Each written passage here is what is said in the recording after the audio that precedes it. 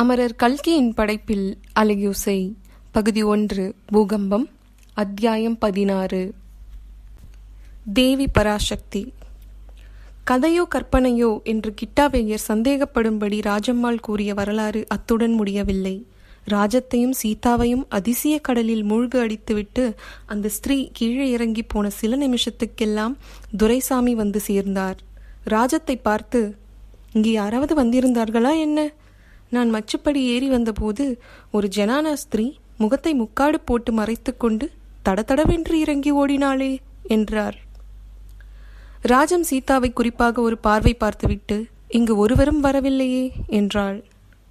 போகட்டும், சாயங்கால வேளையில் நீ ஏன் படுத்திருக்கிறாய்? உனக்கு ஏதாவது உடம்பா என்ன என்று கேட்டார் துரைசாமி. அதெல்லாம் எனக்கு உடம்பு கிடம்பு ஒன்றுமில்லை, ஏதோ படபெடவென்று வந்தது, படுத்துக்கொண்டேன் என்றாள் ராஜம். துரைசாமி அருகில் வந்து ராஜத்தின் கன்னத்தை தொட்டு பார்த்தார். அவருடைய கை ஏன் இவ்வளவு ஜில்லிட்டிருக்கிறது என்று ராஜம் எண்ணினாள்.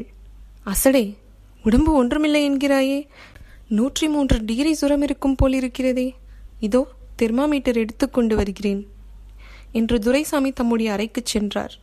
அவர் அப்பால் போனதும் சீதா அம்மாவை தொட்டு பார்த்துவிட்டு, ஆமம்மா, அப்பா சொன்னது சரிதான், உடம்பு கொதிக்கிறதே என்றாள்.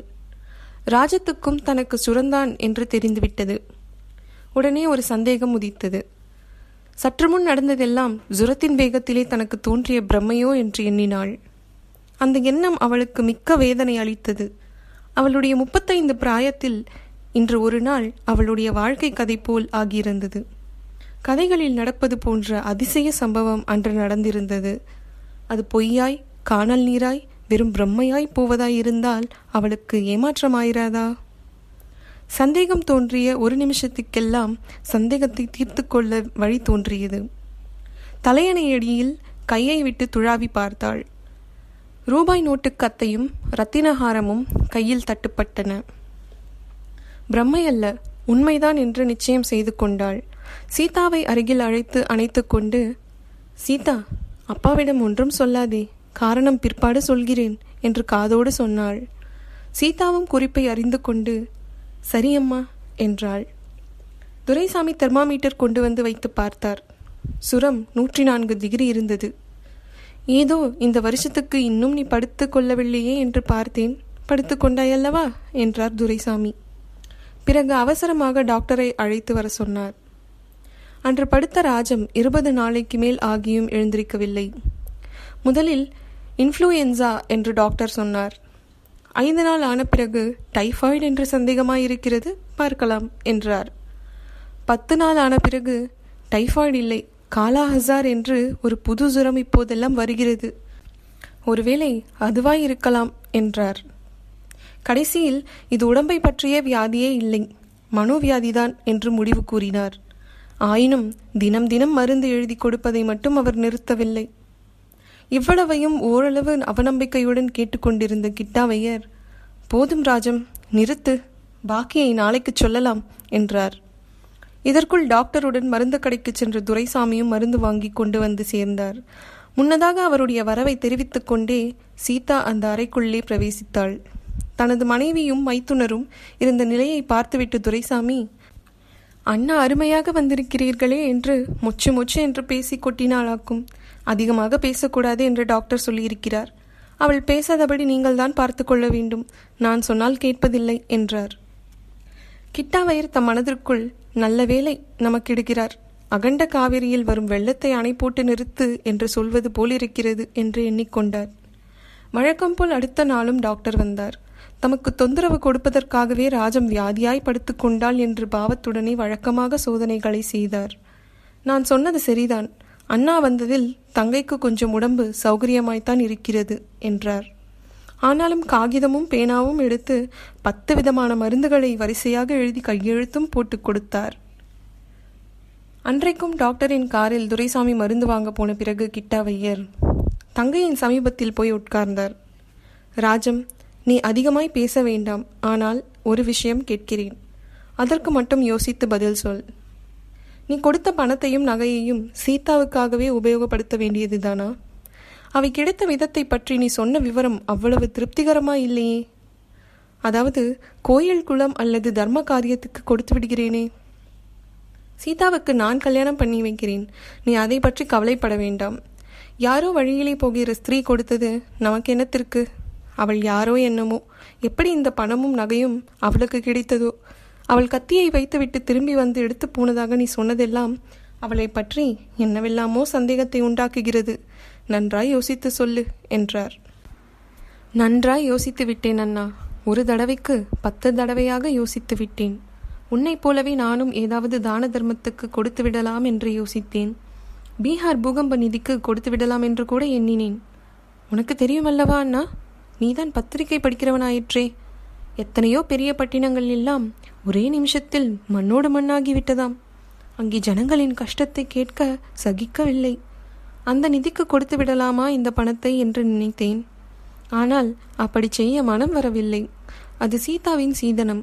வேறு விதமாய் செலவழிக்க எனக்கு பாத்தியதை இல்லை என்று தோன்றியது. பூகம்ப நிதிக்கு நீ ஏதாவது கொடுத்தாயா அண்ணா என்று கேட்டாள். அதெல்லாம் பெரிய விஷயம் அம்மா. நீயும் நானும் கொடுத்துத்தானா ஆகப் போகிறது? அப்படி இல்லை, ஏதோ நாமும் மனுஷ ஜென்மந்தான் என்று காட்டிக்கொள்ள வேண்டாமா? நம்மால் ஆனதை நாம் செய்கிறது. ஆகட்டும், அப்படியே செய்யலாம். சீதாவின் விஷயத்தை இப்போது பேசி முடிக்கலாம். இந்த பணத்தையும் நகையையும். சீதாவுக்கு கிடைத்த அந்த சீதனம் சாதாரண சீதனம் அல்ல. அத்துடன் தெய்வத்தின் ஆசீர்வாதமும் சேர்ந்திருக்கிறது. அது எப்படி சொல்கிறாய்? அந்த ஸ்திரீ யார், எப்படிப்பட்டவள் என்று எதுவும் தெரியவில்லையே. ராஜம் சற்று நேரம் கண்ணை மூடிக்கொண்டு சிந்தனையில் ஆழ்ந்திருந்தாள். பிறகு கண்ணை திறந்து கிட்டாவையரை ஏறிட்டு பார்த்து, அந்த ஸ்திரீ யார் என்று எனக்கு தெரியும் அண்ணா என்றாள். தெரியுமா? பின்ன ஏன் யாரோ என்று சொன்னாய்? அவள் யார்? இத்தனை நாளாக அவள் யார் என்று தெரியவில்லை. அதனால் யாரோ என்றேன். நேற்று இரவு நான் கண்ட கனவிலே இந்த ஸ்திரீ இன்னார் என்று தெரிந்தது. அப்படி அம்மா?